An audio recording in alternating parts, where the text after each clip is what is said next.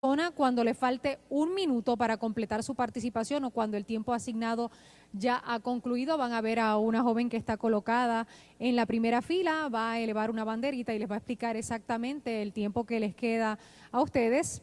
La segunda ronda, cada uno de los panelistas responderá preguntas de la moderadora sobre sus planteamientos y tendrán 2 minutos para responder. La tercera ronda, el público tendrá la oportunidad de formular preguntas relacionadas con la exposición de cada panelista. Cada exponente tendrá 1 minuto y medio para responder.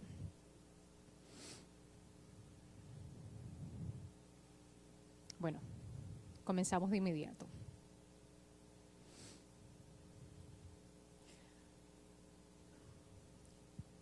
No hay duda de la influencia que ejercen los medios de comunicación en nuestra sociedad. Los medios no tan solo divulgan información, estos establecen la agenda de discusión del día.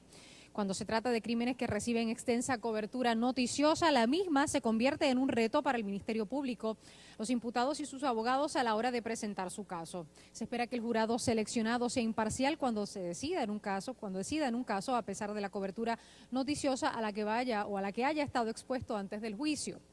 No constituye una violación al derecho de un acusado a un juicio justo e imparcial la mera publicación de noticias sobre el proceso judicial a que se sometió el acusado. Según El Pueblo versus Miranda, Santiago, todo acusado de delito público tiene derecho a que el Ministerio Público demuestre su culpabilidad más allá de dudas razonables en juicio público justo e imparcial, y esta concretización práctica de la presunción de inocencia es parte del debido proceso de ley. En casos de alto perfil mediático, la tarea es mucho más difícil, ya que el jurado habrá creado su propia opinión sobre los hechos según la información noticiosa a la que estuvo expuesto. En el nivel federal, por lo menos esta jurisdicción, donde la pena de muerte no está prohibida, se han discutido varios casos del cual muchos hemos seguido hasta su desenlace, tales como el caso de Alexis Candelario, convicto por 22 asesinatos, incluyendo la masacre de la Tómbola. Los Sean Casey, convicto el pasado 19 de marzo por el asesinato del policía encubierto Jesús Lizardi Espada. Ambos fueron sentenciados a cadena perpetua y no se aplicó la pena de muerte. Los casos de pena de muerte en particular generan muchas emociones, y cuando se trata de estos casos en particular, el jurado tiende a recibir mayor exposición mediática. Estudios indican que los jueces expuestos a tanta información mediática se dejan influenciar por la cantidad de cobertura del caso que están viendo. Según la Universidad de Stanford, cuando un juez está en medio de un caso de alto perfil mediático, sus sentencias suelen ser más punitivas que en otro de menor cobertura noticiosa. No hablemos de los retos mayores que imponen ahora las redes sociales a la hora de una decisión jurídica, aunque estos fenómenos aún no se hayan estudiado. A nivel local siguen siendo noticias los casos del niño Lorenzo González Cacho. Ustedes recordarán, Lorenzo murió el pasado 9 de marzo de 2010 en una residencia de Dorado, y luego de un mal manejo de evidencia y transcurrido 3 años, aún la Fiscalía no ha radicado cargos. ¿Quién no ha escuchado en este país sobre el relato de la madre al llevar a su hijo al CDT de Dorado? ¿Cuántos no han tomado con pinzas el relato de la madre de lo sucedido con su hijo esa noche? El caso de Carmen Paredes. El 14 de julio de 2012, nuestro país fue sacudido con la noticia de la muerte de Carmen Paredes, nuera del juez federal Salvador Casellas, donde el esposo de Paredes, Pablo Casellas, figura como uno de los principales sospechosos del asesinato. El caso está actualmente ante la consideración de los tribunales y los periodistas hacen recuentos minuto a minuto de todo lo que sucede en la sala. Por otra parte, uno de los elementos que más influyen en la celebración de un juicio justo es el manejo adecuado de evidencia. Tomemos como ejemplo el caso del joven trompetista Ricardo Morales, asesinado en el 2003 en el residencial Nemesio R. Canales. Los medios publicaban como el agente de la División de Homicidios de Bayamón, José Pérez Caldero, rindió una declaración jurada en la que se estableció la escena del asesinato del trompetista en el sector Sabana de Guaynabo. Sin embargo, se sabía que el crimen había ocurrido en el residencial Nemesio R. Canales y que al joven le habían robado su trompeta. La pésima investigación policíaca llegó a alcanzar un nivel de notoriedad como el caso mismo. Posteriormente, el camarógrafo Alfonso Sánchez Rivera entregó a la policía la trompeta que dijo había encontrado en un zafacón en el residencial la noche del crimen cuando se encontraba cubriendo la noticia.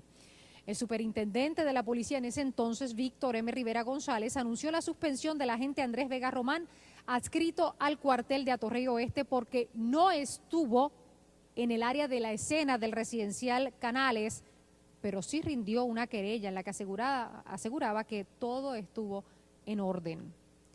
Finalmente, el pasado 19 de abril, del año en curso, el Tribunal Supremo de Puerto Rico autorizó el uso de cámaras y equipos de grabación en los procedimientos judiciales, según el alto foro, con el fin de promover mayor confianza de la ciudadanía en los tribunales y en los procesos judiciales. Se aprobó una enmienda a los cánones de ética judicial para permitir la toma de fotografías o vídeo durante la celebración de sesiones judiciales y la radiodifusión o televisación de los procedimientos judiciales. Esta nueva forma, que aplicará según lo autoriza el Tribunal Supremo mediante orden, regla o norma, busca garantizar el acceso público a los procesos judiciales sin que se afecte el logro de un juicio justo e imparcial. Ya con esa información en perspectiva, comenzamos de inmediato este panel para que cada uno de los miembros puedan hacer su exposición de 5 minutos. Comenzamos de inmediato con el juez Roberto Rodríguez Casillas. Adelante. Bien, buenos días tengan todos. ¿Me escuchan? Muy bien. Antes que nada, lo que les voy a expresar a ustedes en la mañana de hoy, primero es un privilegio estar aquí y compartir con estudiantes. Tenemos un problema de audio, discúlpeme, juez, con okay. todo el permiso. Mire, ahora. No sé si... Ahora sí. Okay, sí yo alzo la voz, no tengo ningún problema. Continúe. Ahora sí. Bien, un privilegio estar compartiendo con ustedes y ver estudiantes, ex estudiantes, inclusive el profesor Ibor también, que fuera mi estudiante de justicia criminal.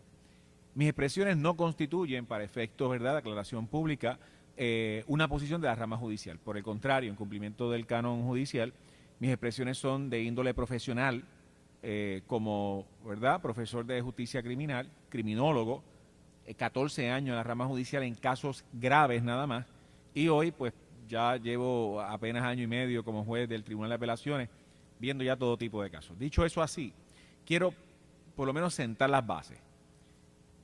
Los casos de alto perfil criminal, quien lo decide es la prensa, como cuarto poder constitucional, de facto. Ustedes no van a ver en ninguna ley o en la Constitución de Puerto Rico donde diga que el cuarto poder constitucional es la prensa.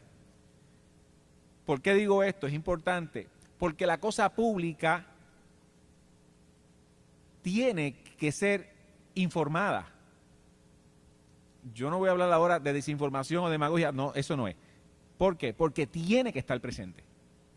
Dicho ese planteamiento ya, por lo tanto, la prensa es la que determina el interés público, porque para la judicatura o para el juez que lo tiene, todos sus casos tienen que ser de interés público. Ese es el deber ministerial. Ahora, hemos escuchado, ¿verdad?, el asunto de la investigación y demás. Déjeme un pequeño paréntesis, ¿verdad?, como criminólogo, para que ustedes que están en este asunto, el sistema de justicia criminal es un componente de varias partes importantes. La etapa investigativa con el aparato gubernamental que investiga los casos, tanto a nivel federal como estatal. Eso es importante que lo tengan. Esa es la primera etapa, la más importante, es la etapa investigativa. Son 3. La segunda etapa es la etapa del proceso judicial. Ahí ustedes ven ya el fiscal presentando el caso, les voy con más detalle. Y la tercera y última etapa es la etapa de cumplimiento de sentencia en cuyo caso hay una convicción, si lo hubiere. Eso es importante porque si no nos vamos a perder en la discusión. Bien cierto trajo la moderadora, para el aparato investigativo, entiéndase a nivel estatal, la Policía de Puerto Rico, que son los que investigan los casos, no los fiscales. Los fiscales vienen después. De hecho, el fiscal no investiga, el fiscal dirige el Departamento de Justicia. Y esa sí es la parte más importante. Para cualquier criminólogo o criminalista o investigador, esa es la esencia de si procede o no el caso exitosamente ya en la segunda etapa. ¿Por qué digo segunda etapa? Porque en la segunda etapa el juez que va a estar juzgando el caso no estuvo allí. Es una parte imparcial, ¿verdad? Vamos a poner eso entre paréntesis porque bien cierto es, los jueces no vivimos en nubes separadas o sobre el planeta y cuando se hace la luz en la madrugada descendemos de los cielos. No es así. Me gustaría, ¿sabes? Bien. Por lo tanto, sí, leemos el periódico, escuchamos la radio, las emisoras todas con sus líneas editoriales, los periódicos igual también, claro que sí. Pero lo que les quiero sentar las bases es básicamente es que el juez es el juzgador imparcial del proceso criminal. ¿Bien? Gracias. Me quedan un minuto, ¿no? Sí, Pues ya, tiene tiempo hasta aquí todavía. llego. ¿Ya Para lo redondear, consumió? sí. Bueno, continuamos de inmediato y siguiendo el orden con el licenciado César López Cintrón, ex fiscal independiente. Micrófono del licenciado. ¿Esto tiene algún botón o ¿Está algo? prendido? Como esté frío, yo no sé.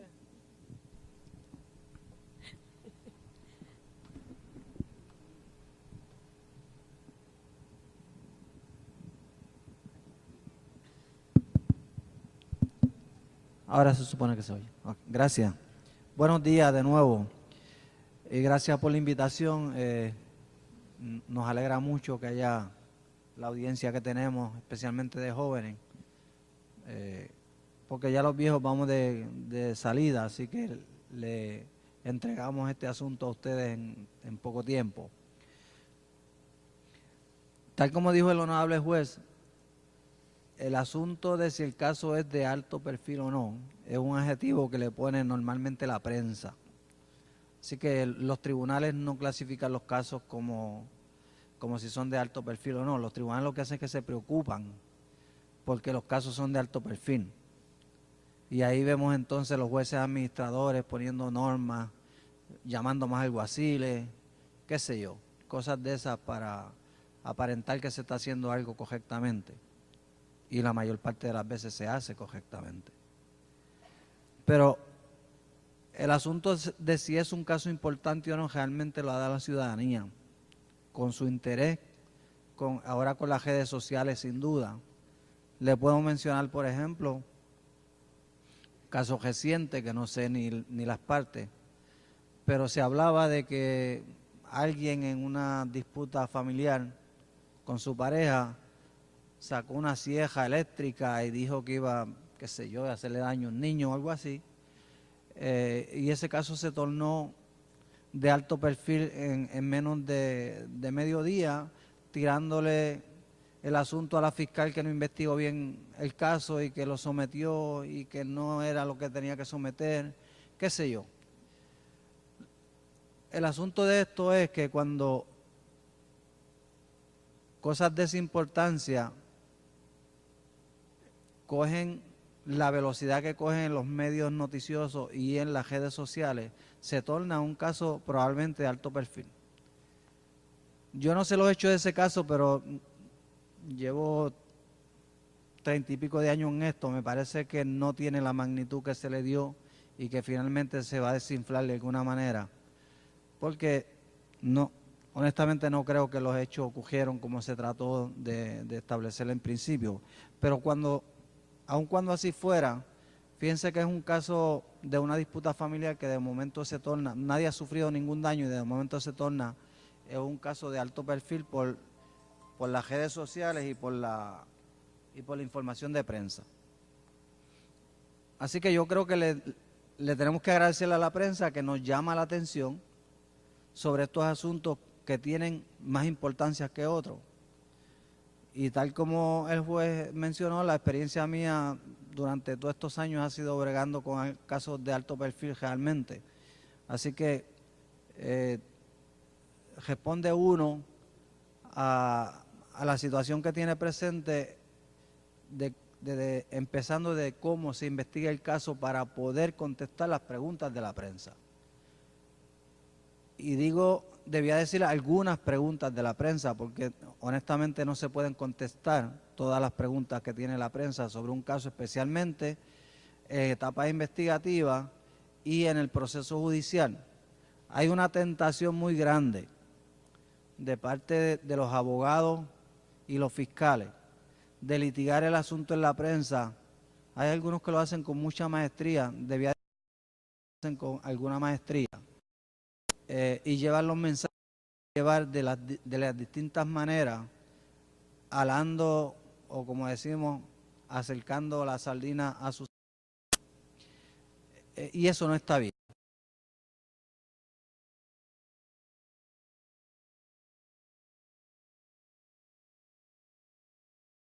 ¿Qué quiere decir? Un minuto. Cometió una La falta. amarilla es un minuto.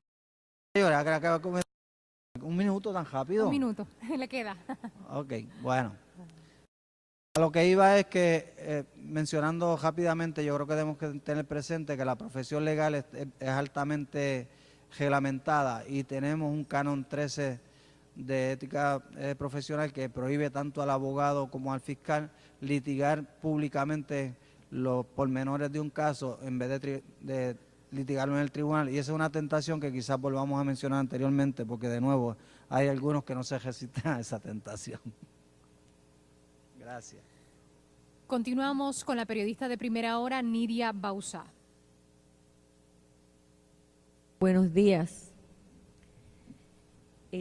Muchas gracias, antes que nada, a la Universidad Interamericana, al Departamento de Comunicaciones, a los estudiantes de Justicia Criminal, por invitarme y por interesarse en este tema que me parece que es muy actual, porque la tecnología que nos ha arropado a todos también tiene mucho que ver con la cobertura de estos casos que hemos llamado en este panel casos de alto perfil.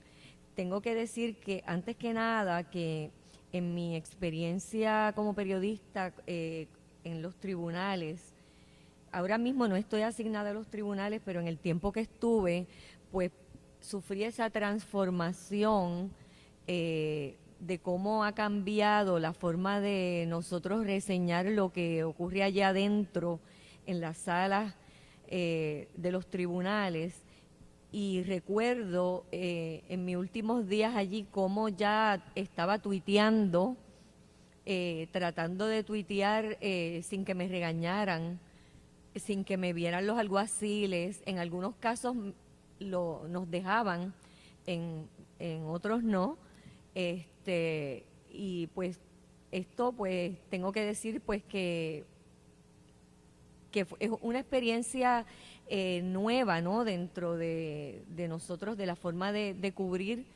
Y yo lo que hacía era, como hay una competencia, estamos en esta competencia entre nosotros, por cuál es el primero que sale, el primer tweet.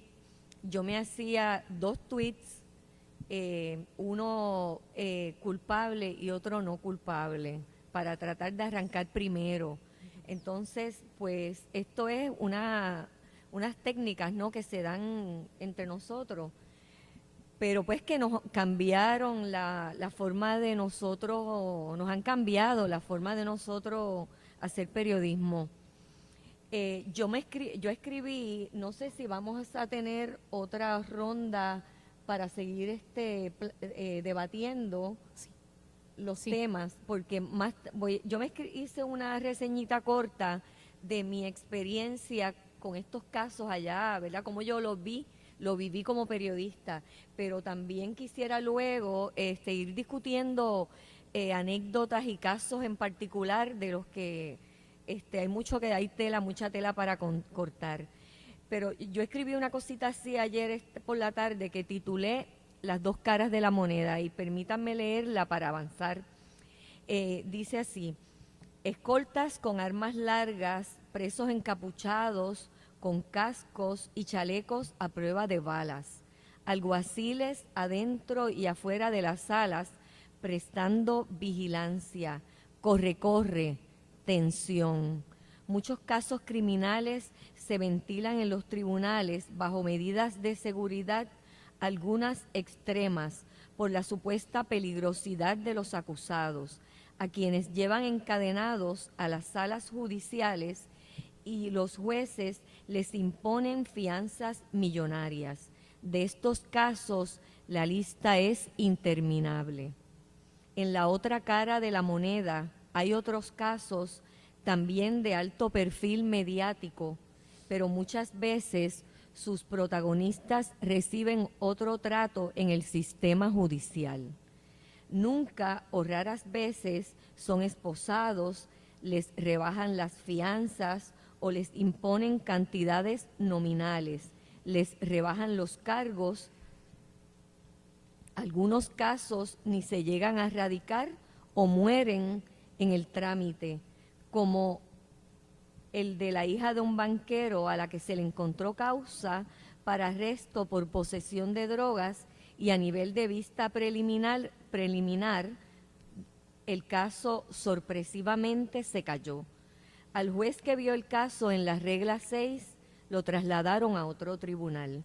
Esa es la doble vara que muchos se empeñan en negar. Es de la que se quejó el exsecretario de Justicia, Roberto Sánchez Ramos, en febrero de 2007, cuando un juez no encontró causa para el arresto del exgobernador Pedro Rosselló, imputado de agenciarse una pensión mayor a la que tenía derecho. Las palabras del juez, del entonces secretario de Justicia en aquel momento fueron las siguientes: esto es un nuevo golpe a todos los que aspiramos a que el sistema de justicia trate por igual a todos. No me cabe duda que si hubiera sido un hijo de vecino sin conexiones y sin influencia en los medios, se hubiese determinado causa y el proceso hubiera terminado en una convicción. Estas palabras de Sánchez Ramos le valieron fuertes críticas de políticos, incluso de sus pares abogados, pero no están tan lejos de la realidad. Sánchez Ramos tuvo que enfrentar una querella ética ante el Tribunal Supremo que le radicó un entonces representante a la Cámara, cuyo nombre es Rolando Crespo, quien después tuvo que salir huyendo de la legislatura por una prueba de dopaje positiva a cocaína. La querella ética contra Sánchez Ramos fue desestimada.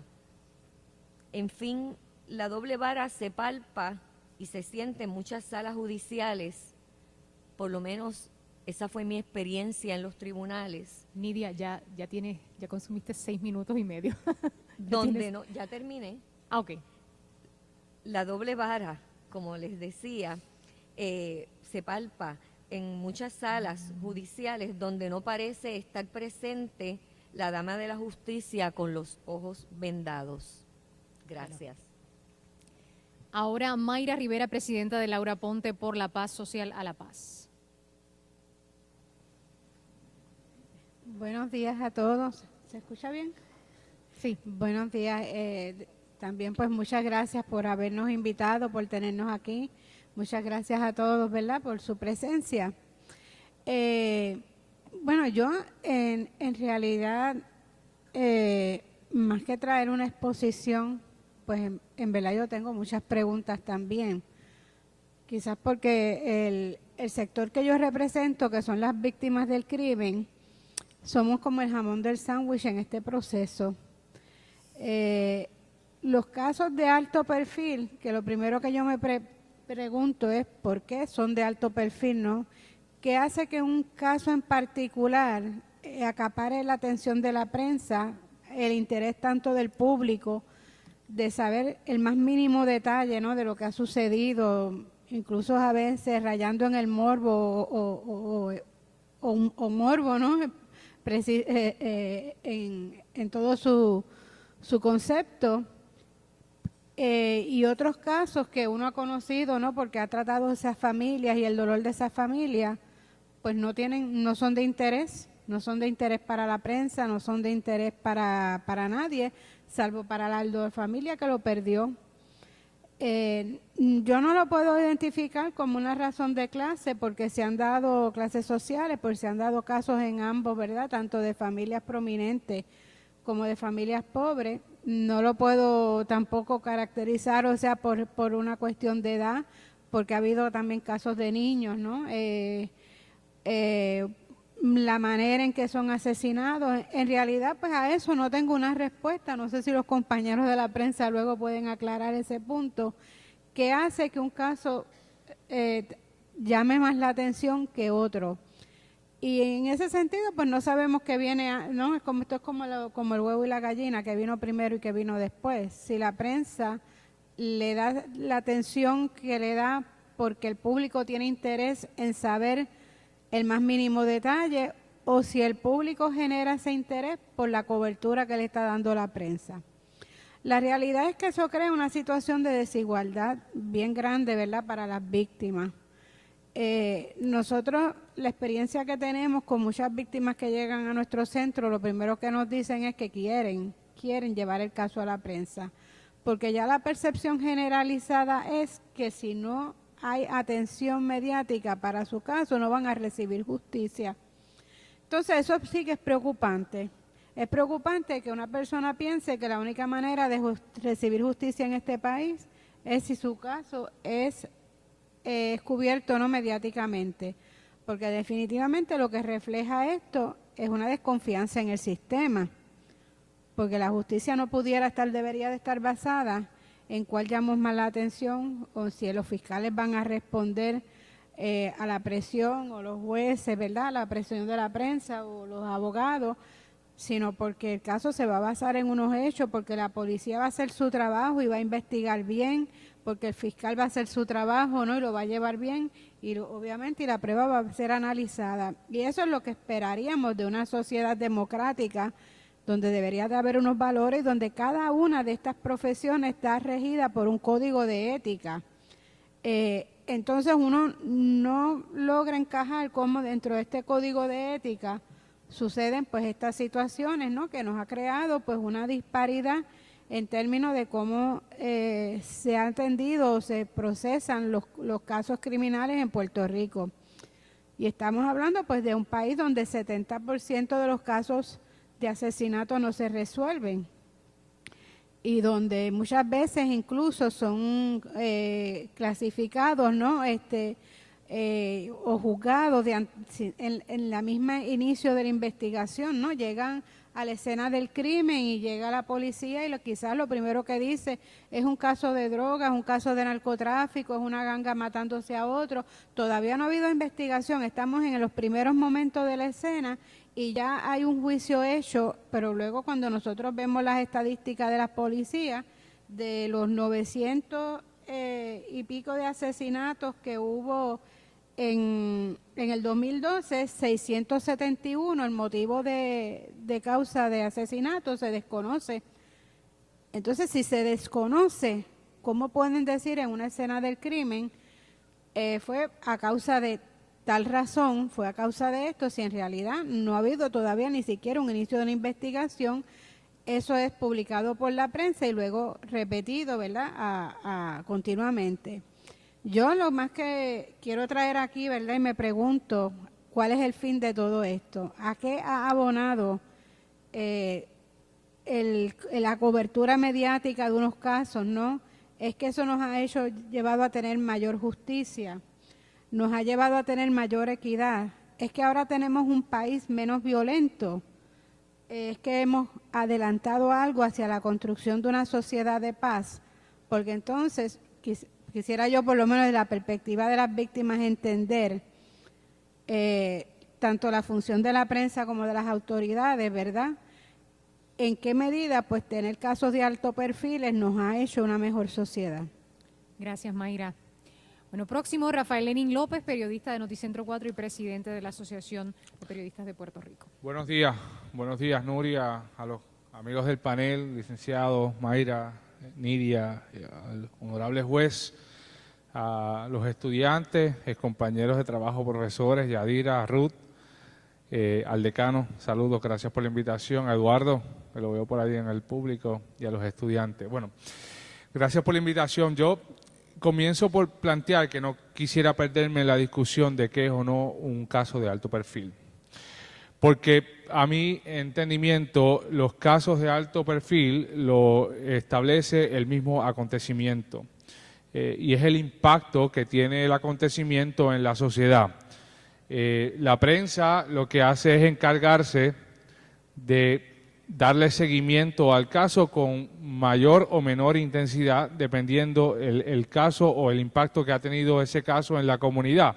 La prensa se encarga entonces de cubrir la investigación, que es un proceso, como bien explicaba el juez, las etapas del proceso de la investigación, que es un caso enteramente de la rama del Ejecutivo, y después seguir el proceso en caso de que hayan cargos y acusaciones, seguir el proceso en la rama judicial, y posteriormente, si hay una sentencia o una convicción, pues seguir el proceso de vuelta a la rama ejecutiva a través del Departamento de Corrección. Así que, a mi juicio, la prensa se encarga de darle seguimiento a un caso que ha tenido un impacto en la sociedad. Si vamos ahora mismo al piso 11 del Centro Judicial de San Juan, hay decenas de discusiones sobre decenas de casos criminales, o en el piso 4 del Centro Judicial de Bayamón.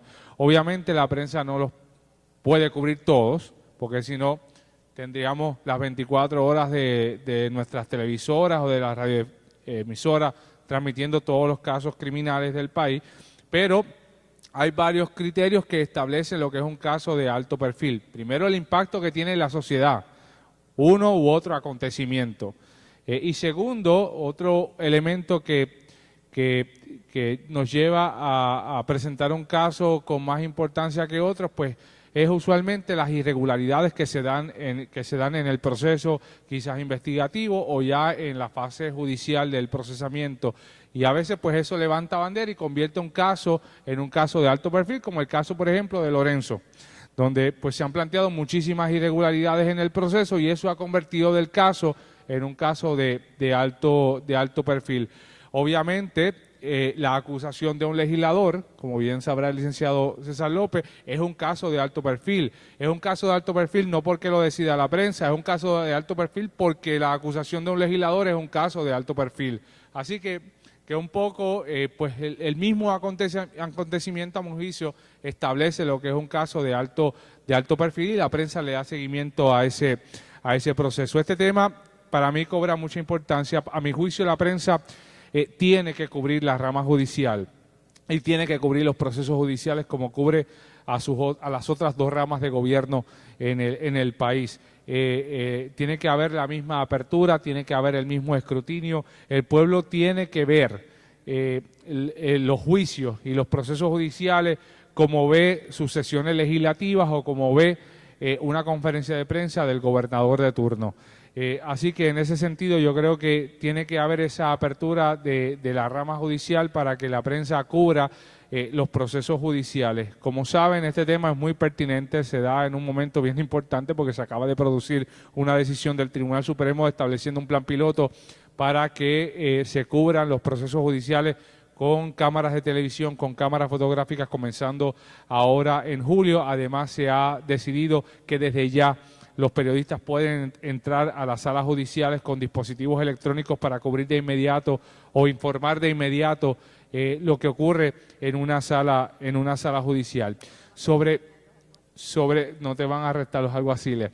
Sobre cómo eso incide o no en el proceso judicial contra una persona, pues eso está por verse, ¿no? Esto es un plan piloto que comienza en julio, pero yo entiendo, y es mi entendimiento, de que las partes en un proceso judicial, entiéndase jueces, abogados, fiscales, alguaciles, tienen en sus manos los remedios para evitar que la presencia de la prensa afecte lo que es un proceso o lo que debe ser un proceso justo e imparcial, desde secuestrar a un jurado, desde discutir los asuntos sensitivos en cámara, proteger testimonios sensitivos, proteger al jurado.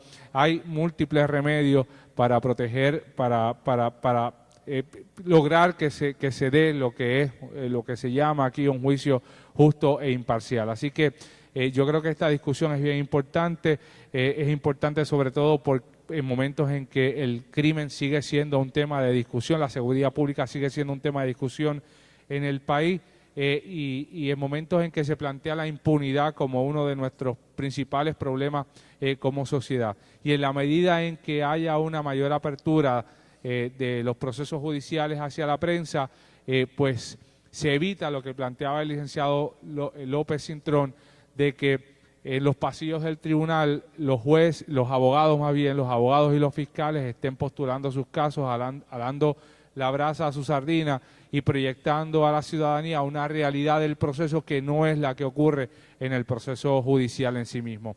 Así que abrimos la discusión. Claro que sí. Bueno, así de esta manera concluimos la primera ronda de este panel. Esta segunda ronda constituye de preguntas que le estaré haciendo a cada uno de los miembros del panel, una pregunta por cada uno de ustedes, y quisiera comenzar de inmediato con el juez Roberto Rodríguez Casillas y preguntarle, con la amplia cobertura mediática que recibe un caso criminal de alto perfil como el de Casellas o Lorenzo, ¿pueden los tribunales encontrar un jurado que no esté informado sobre el caso? Muy buena pregunta. Bien, voy a contestarla de este modo. Importante, una vez el caso es investigado, entonces la investigación se centra en un sospechoso, persona con interés. Yo ese término no lo he leído. Si es sospechoso o persona con interés, que es donde se dirige la investigación, llámese como se llame, tienen ya obviamente la cobertura de los derechos fundamentales de un ciudadano, tanto para el sospechoso y cualquier otra persona que así lo resulte. Dicho eso, voy a contestar la pregunta. Ya pasa entonces al proceso, a la segunda etapa del proceso judicial. Y ahí entonces sí opera todas las garantías, porque ya esa persona ha sido arrestada y tiene que ser llevada, dice nuestro ordenamiento jurídico penal, procesal, inmediatamente, sin dilación alguna, ante un magistrado para validar realmente eso.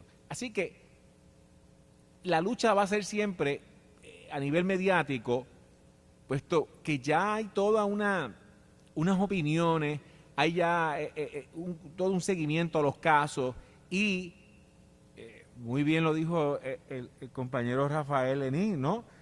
Las partes.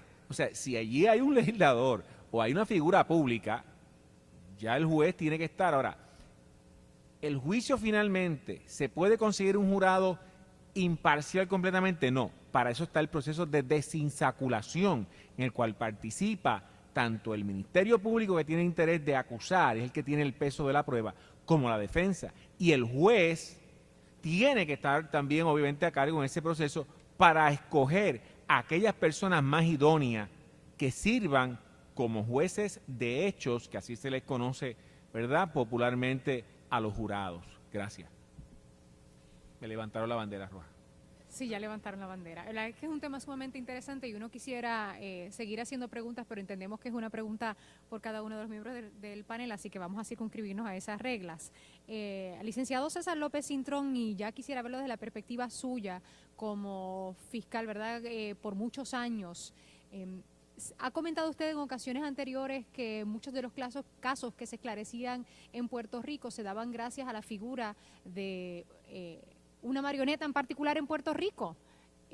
Hablábamos del programa de la Comay. Desde esa perspectiva quisiera que usted interviniera sobre el trabajo de la prensa en casos de alto perfil. Yo creo que eso me obliga a aclarar las expresiones que yo hice. Fue en el contexto de una pregunta sobre la confianza del público en el sistema de justicia criminal. Y mencioné yo en aquel momento que lamentablemente, todavía lo lamento y no se lamentará suficiente, el pueblo ha perdido la confianza en el Departamento de Justicia, especialmente en el tiempo que yo hice esas expresiones. No digo que haya cambiado mucho. Y lamentaba yo que el público era más dado a darle información a la Comay que al Departamento de Justicia. En ese contexto fue que hice esa expresión que creo que tiene vigencia actualmente, aunque con otros personajes, pero la realidad es que el público ha perdido lamentablemente la confianza en el sistema de justicia criminal. Y yo creo que todos tenemos responsabilidad en eso. Lo tiene la prensa, lo tenemos los abogados, lo tienen los jueces, lo tienen los fiscales, de levantar esa confianza que hace falta para que el sistema de justicia criminal pueda funcionar adecuadamente. Crea un montón de problemas, naturalmente, porque en esto de los jurados, por ejemplo, no quiero dejar escapar el asunto de que no se requiere que los jurados no conozcan del caso. La ley impide o trata de impedir es que tenga una opinión formada del caso, que ya es muy distinto porque entonces compromete su imparcialidad en juzgar el caso, pero imposible que ningún jurado en este país o ninguna persona conozca del caso Lorenzo, imposible. Pero el caso de Lorenzo particularmente, en la clase que yo doy de juicio por jurado, hice un experimento en Ponce el semestre pasado, el verano pasado, y escogimos un jurado porque de eso es, si me permites un minutito adicional, de eso se trata, de escoger un jurado de la gente común y corriente del público y lograr, y por lo menos, digo, yo hice de abogado de defensa, ¿verdad? Ana Cacho salió suelta 9-3, a pesar del peso mediático del programa de la Comay específicamente. Así que yo creo que la prensa hace su trabajo apropiadamente en esto. Gracias. Continuamos de inmediato con Nidia Bauzá, periodista de Primera Hora. Y Nidia, basada en la experiencia que llevas cubriendo, ahora me dices que comentas que estás en la legislatura, pero por los años que llevas trabajando en los tribunales, el acercamiento que haces a un caso en particular cuando se te asigna un caso de alto perfil, ¿cómo lo haces para beneficio de los estudiantes particularmente? Bueno, debo aclarar que en este momento tampoco estoy asignada a la legislatura.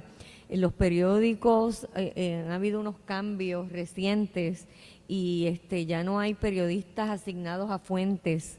Eso es lo más reciente, pero como quiera, pues de momento me puede tocar ir a cubrir a una sala un caso. O sea,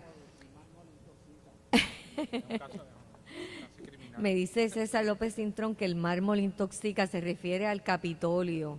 Y es que la cobertura del Capitolio es bastante difícil, ¿verdad? El mármol es muy frío. Bueno, contestándote la pregunta de cómo me preparo para un caso de alto perfil, tengo que ir un poco atrás a lo que estaba estableciendo Lenin ahorita, de qué es, tenemos que definir lo que es un caso de alto perfil, ¿verdad? Muchas veces un caso de alto perfil no comienza así, comienza como un caso de bajo perfil y en el camino se convierte en un caso de alto perfil.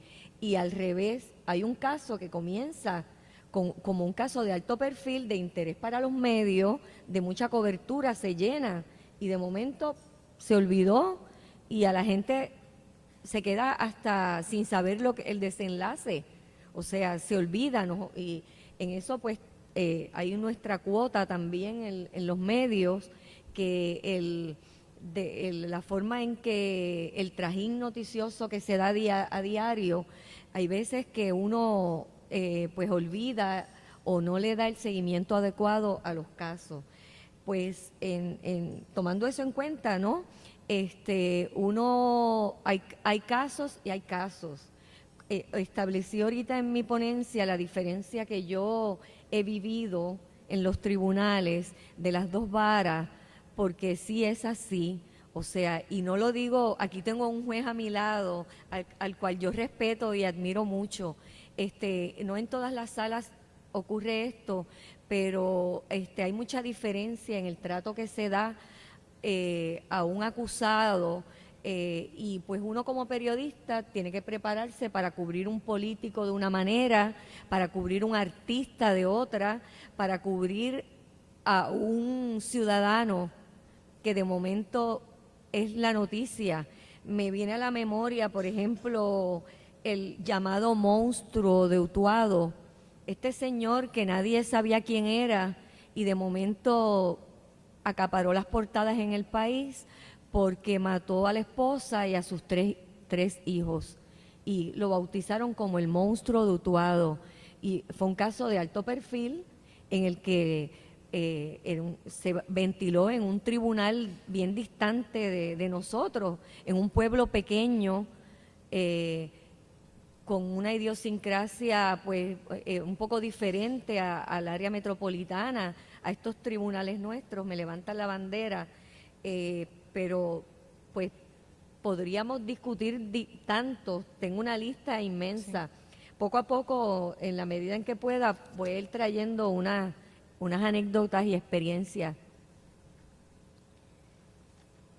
Mayra Rivera es la próxima panelista y quisiera preguntarle desde el punto de vista de víctimas del crimen, cuando se cubre un caso en los medios y necesariamente se hace el acercamiento a familiares de las víctimas, ¿Cree que es prudente el acercamiento que se le hace y la manera que se hace? ¿Cómo usted lo ve desde esa perspectiva? Si es necesario hacer el acercamiento. Bueno, eso es como todo, tiene sus matices, ¿verdad? Porque sin lugar a duda la prensa juega una función muy importante, desempeña una función muy importante en la información. O sea, muchas veces hay casos, ¿no?, que las mismas víctimas apelan a la prensa para que la gente contribuya a información, la gente, ¿verdad?, de pistas, de datos, que de otra manera pues los casos a lo mejor no se resolverían. Pero por otro lado, pues también ha habido acercamientos que quizás no se respeta el proceso de duelo, ¿verdad?, de la familia en ese momento. Yo creo que a veces un poco de desconocimiento, quizás del detalle o la pregunta de cómo se lleve. Hay periodistas pues muy respetuosos, pero también pues hemos visto aquellos que quieren como hurgar en el dolor y sacar más dolor y crear la reacción de que la persona llore en cámara o se descompense frente a la cámara, ¿no? Como si ya ese matiz le diera más validez o más importancia a la noticia. O sea, yo creo que mientras cada uno haga su trabajo, ¿no?, que es el de informar y la policía de investigar, los fiscales de llevar los casos, y los vayamos quitando, ¿no?, las intensidades que a lo mejor se le dan, vamos creando un sistema entre todos más equitativo, porque si bien hay un interés de que se informe, por otro lado, hasta dónde hay que llegar en el detalle, ¿verdad?, que era otro de los puntos que tenía, cuando se habla, por ejemplo, de la descomposición del cuerpo, de que el cuerpo estaba desnudo, que estaba desmembrado, ¿no?, y empiezan a darse unos detalles que nada abonan a la información pública, no abonan tampoco al caso, porque eso es una prueba que va a desfilar en el proceso, pero sí hiere mucho a la familia de la víctima. Y entonces muchas veces perdemos de perspectiva que lo que se publica en un papel llega a manos de mucha gente, incluso de los niños, ¿verdad? Porque un periódico puede ser dejado en cualquier lugar. Y los niños que ven esas imágenes, sobre todo si son los hijos, ¿verdad?, de la persona fallecida, los familiares cercanos, esas imágenes quedan grabadas de una manera que es muy difícil borrar. Es muy difícil borrarlas para siempre. Y entonces también, porque eso nos plantea, ¿verdad?, que aquí contraviene, aunque la prensa tiene un poder muy grande, ¿verdad?, en el país constitucionalmente reconocido, pero entonces por otro lado contraviene el derecho a la dignidad del ser humano y a la dignidad de la víctima, que debe ser respetado siempre en todo momento, y por el hecho de que la persona pues haya fallecido, su cuerpo, su cadáver no deja de ser menos víctima y siempre sigue siendo el ser querido de alguna familia. Entonces, ¿cómo podemos informar sin herir a otros, sin llegar a esos matices que no ayudan en el proceso, pero que socialmente yo creo que nos van creando una sociedad que nos desensibilizamos, incluso nos llegamos a aceptar como norma ya ver imágenes de violencia y no ni siquiera lo cuestionamos, ¿no?, como el pan nuestro de todos los días, de ver cuando nos levantamos el lunes, cuántos asesinados y cuántas imágenes violentas vamos a ver en la prensa, y ya lo aceptamos como lo normal, lo que es fuera de la norma se ha normalizado, y eso es preocupante. Así que por lo menos, ¿verdad?, de la perspectiva de las víctimas, yo pues en muchas ocasiones reconozco y agradezco la labor de la prensa en informar y en ayudar a esclarecer los casos, pero pues, vuelvo a lo mismo, yo creo que cada uno debe trabajar dentro de la ética que regula cada profesión. Gracias, Mayra. Rafael Lenín López, de los casos criminales que ha podido cubrir, ¿cuál ha representado el mayor reto como periodista por la naturaleza del caso? Sí, son varios. Quisiera antes abundar un poco de lo que dijo Mayra y a mi juicio es totalmente correcto la preocupación que hay por quizás la falta de sensibilidad al momento de abordar sobre todo a las víctimas del crimen. Yo coincido con ese planteamiento y yo creo que es la queja más recurrente de la ciudadanía, ¿no?, de cómo la prensa aborda el tema del crimen y cómo y cómo hace ese acercamiento inicial, particularmente a las víctimas o las familias de las víctimas. Así que estamos totalmente de acuerdo, no voy aquí a hacer una defensa ciega de los compañeros porque hay, ¿no? Y como en todos los casos, hay mediocres, hay compañeros mediocres y hay compañeros que son profesionales. Pero es importante también que sepan que cómo es que la prensa llega a un caso. Y en la mayoría de los casos la prensa se acerca a un caso criminal porque es contactado o por la víctima o por familiares de la víctima o por familiares del acusado, por el mismo policía que se está quejando de que no se le está atendiendo su caso adecuadamente, o por el mismo fiscal que tiene alguna queja del juez. Así que hay varias formas en las que se da ese acercamiento inicial de la prensa hacia un caso criminal sobre los detalles de cómo la prensa publica o habla de los casos. Si bien es cierto que a veces se maneja con crudeza y con insensibilidad muchos casos, también es cierto que a veces esos datos plantean sobre la mesa unos temas que también tienen que discutirse. Si yo les digo a ustedes hoy que un joven fue encontrado muerto en Calley, eso quizás no les dice mucho. Ahora, si yo les digo a ustedes que anoche un joven fue encontrado muerto en Calley con signos de tortura, desmembrado y que era homosexual, sí plantea un caso posible de crimen de odio y sí plantea un issue que tiene que discutirse en el país, ¿no? Y plantea un mal social, otro mal social. Así que es correcta esa insensibilidad, pero a veces lamentablemente el público tiene que recibir unos datos que son necesarios para que como sociedad construyamos soluciones, ¿no?, a los problemas que nos aquejan. Sobre los temas más dramáticos para mí son los más recientes de pena de muerte en casos criminales, porque el debate es intenso, el debate que se da dentro de la sala y fuera de la sala, particularmente ese debate que se da entre víctimas del crimen. Este último de la tómbola fue dramático cubrirlo y ver los familiares de 20 víctimas allí llorando y tener de cerca al acusado y pues plantear que el acusado no debe recibir un castigo tan severo como la muerte, pero pues que no tuvo la misma sensibilidad que se pide para él hacia sus víctimas. Es un debate bien fuerte, ¿no?, el que se da, y para mí estos casos últimos de pena de muerte pues son bien dramáticos cubrirlos. Ok. De esta manera, pues concluimos en la segunda ronda de preguntas y vamos a la tercera ronda. El público tendrá la oportunidad de formular preguntas relacionadas con la exposición de cada panelista. Cada exponente tendrá 1 minuto y medio para responder. Comenzamos de inmediato con el público. No sé si ya hay alguien que tenga las preguntas, si hay un orden establecido o si simplemente los estudiantes o parte del personal de la universidad se pone de pie y hace las preguntas que quiera hacer. ¿Hay un estudiante a cargo de esa? ¿Hay alguien? ¿Y hay un micrófono cerca que la persona pueda, o aquí tiene que llegar hasta acá? Muy bien, por favor que se identifique a la hora de hacer la pregunta y a quién va dirigida la pregunta.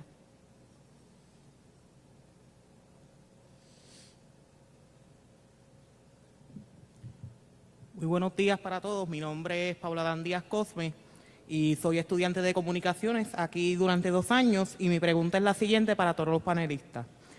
Jonathan Román Rivera fue encarcelado incorrectamente luego que se le imputara el asesinato del canadiense Adam Hadden en el 2007 en San Juan. ¿Cómo afecta este tipo de errores la credibilidad del sistema judicial?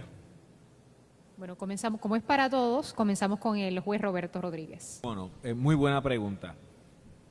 El sistema de justicia criminal es tan imperfecto como los seres humanos que lo están operando.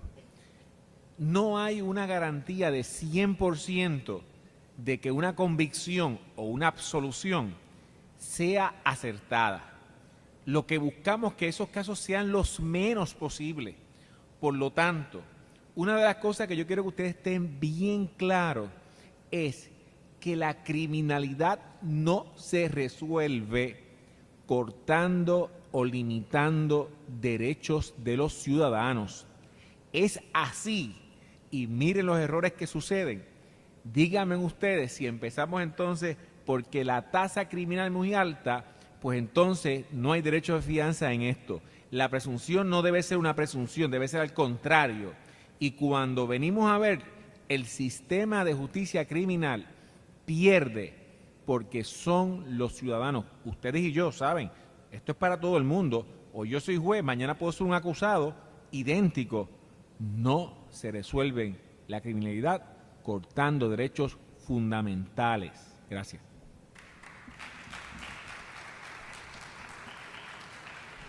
Licenciado César López Cintrón. De nuevo, el caso de Jonathan es un caso un poco raro porque el sistema judicial nuestro lo encontró culpable y ni siquiera se celebró un segundo juicio para ver si realmente esta persona era o no culpable y se tramitó de una forma muy extraña, a mi juicio, basado en una prueba de un polígrafo de la agencia federal de una persona que alegadamente dijo la verdad sobre el asunto, y los federales pues obligaron a las autoridades estatales a archivar el caso de una manera muy apresurada, a mi juicio. Así que tenemos un caso lamentable, suponiendo que verdaderamente Jonathan no fuera culpable de ese asunto. Nos alegramos por el resultado, pero no le dio la oportunidad al sistema nuestro de poder evaluar la situación, sino que la Corte del Imperio la que le impuso a los funcionarios locales qué iban a hacer con el caso. Comparando este caso con el de, creo que Estefano se llamaba, no sé, un joven que asesinaron en Dorado. Stefano Steinbacher. ¿Perdón? Stefano Steinbacher Betancourt. Que fue AGB. O sea, los federales metieron la pata, aceptaron quien no era, también por una declaración de una persona que también fue